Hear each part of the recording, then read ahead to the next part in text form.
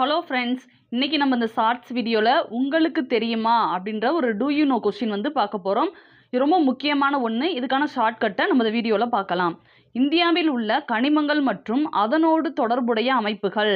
First ஒன்று, இந்திய நிலவியல் கள ஆய்வு நிறுவனத்தின் தலைமையிடம் கொல்கத்தா.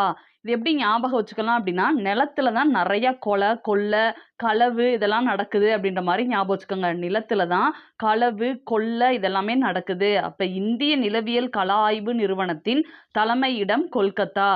நெக்ஸ்ட், இந்திய சுரங்க பணியகம் எங்க இருக்கு அப்படின்னா நாக்பூர். இது எப்படி ஞாபகம் வச்சுக்கலாம்? நாக்குல தான் எச்சில் வந்து சுரக்கும். அப்ப சுரங்கம் அப்படின்னா நாக்பூர். ஓகேவா?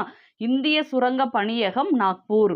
மூணாவது, இரும்பு சாரா தொழில்நுட்ப மேம்பாட்டு மையம் ஹைதராபாத். இரும்பு சாராதது. ஓகேவா? அப்ப இது எப்படி ஞாபகம் வச்சுக்கலாம்? சாரா தாரா. ஓகேவா? ஹைதரான்னு சொல்றோம்ல, தாராபாத் ஹைதரா. அப்ப இரும்பு சாரா அப்படின்னா தாரா, ஹைதரா அப்படின்ற மாதிரி ஞாபகம் வச்சுக்கணும். நெக்ஸ்ட், இந்தியாவில் உள்ள சுரங்கங்கள் மற்றும் கனிமங்களின் நிர்வாகத்திற்கான பொறுப்பு சுரங்கப்பணி அமைச்சகத்திடம் உள்ளது.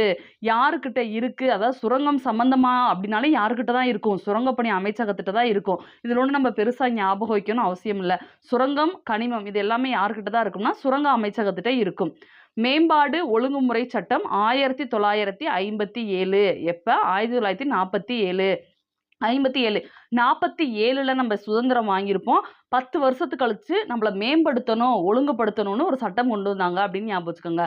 1947 நம்ம சுதந்திரம் வாங்கின வருடம். 10 வருஷத்துக்கு கழிச்சு அப்படின்னா 1957. அப்பதான் நம்மளை வந்து ஒழுங்குபடுத்தி மேம்படுத்த ஆரம்பிச்சாங்க 10 வருஷத்துக்கு அப்புறம் அப்படின்ற மாதிரி ஞாபகம் வச்சுக்கோங்க. தேங்க்யூ.